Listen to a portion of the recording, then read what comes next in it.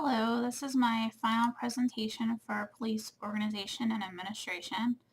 I've learned a lot in this class about the type of leader that I would like to be and the type of leader I would like to work under, as well as the functioning of the police department and the community and how they work together as one, and also the value of good communication, both written and oral communication. I've really enjoyed the class and I hope you like my final paper and presentation. Thank you.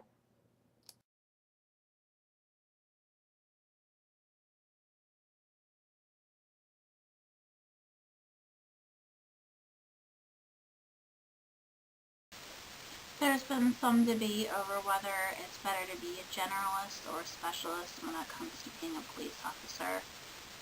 Working for the agency for the past 4.5 years, almost 5 years, I can see the value in both.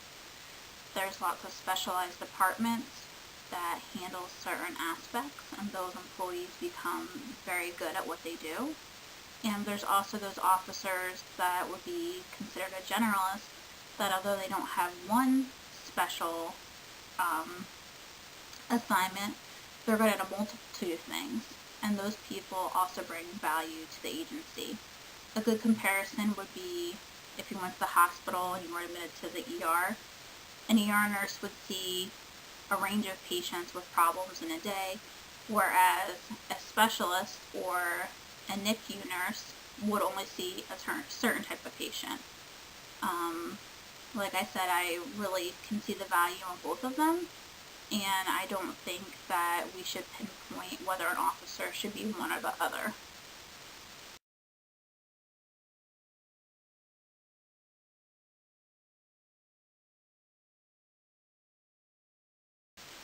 Another topic that we covered this semester was the different kinds of patrol techniques. The ones that stood out to me would be obviously car patrol, which is the most common when you think of a police officer. Bicycle patrol, which I have seen become more popular lately in the downtown Fort Myers area, and foot patrol.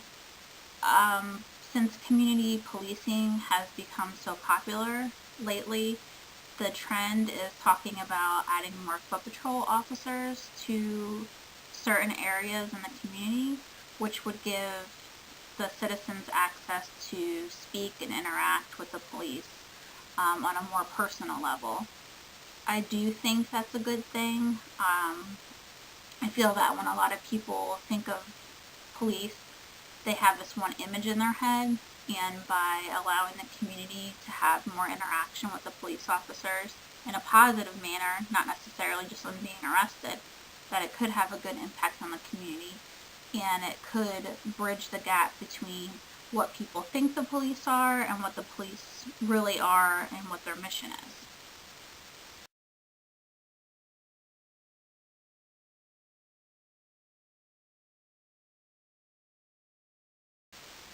One of the really big topics that was discussed this semester that we studied and wrote about was the trend towards moving towards community policing. I think this is a great thing. Both the community, the citizens, and the police need to work together to keep our streets safe. It can't be done just by the police. It really does take the community stepping up, getting involved, looking out for one another in order to make the area safer. One thing that we've seen a lot of with the new sheriff being appointed is police presentations. At both political places, some social places, he's been making different presentations to the public, which I think is great. And another way that the community and the police can kind of merge and come together is through involvement with the youth. I've seen officers do basketball leagues, youth football, even something simple as the school resource officers taking the time to really talk to the children and interact with them each day can go a long way. Another way that we're really going to make a change in the future towards the positive is the youth growing up having the right attitude towards the police and not afraid to go to them when there's a problem. So I really think the idea of community policing is important, and I hope that we keep moving towards the direction of implementing that into policies and procedures for the sheriff's office.